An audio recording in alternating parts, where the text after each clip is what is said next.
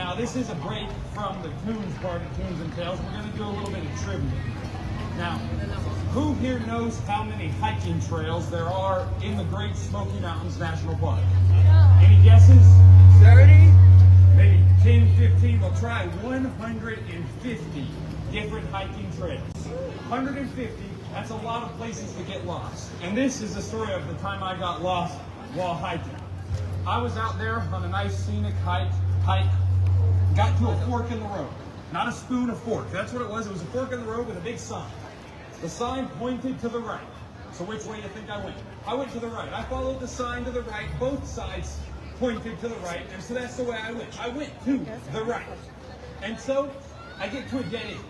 Now this trail wasn't supposed to have a dead end, so I knew I had messed up. I went right back to the sign to take a look, and sure enough, it was pointing left.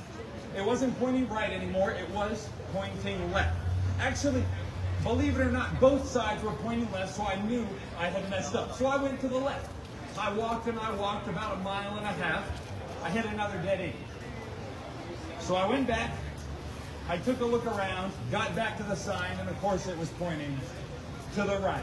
I couldn't tell if it was pointing this way or that way, this way or that way, so you know what I did? Instead of going this way or that way, I just turned around and started heading back to my car. I walked and I walked and I thought for a second, wait a minute, I'm not gonna let this hike beat me. So, you know what I did? I turned right back around and I started walking back to the sign, just to take one last look to see which way it was facing. And by that time, it wasn't facing right, it wasn't facing left, it actually just said, went home. So that's what I did, I went home, and I'm about to go home now. Thank you guys.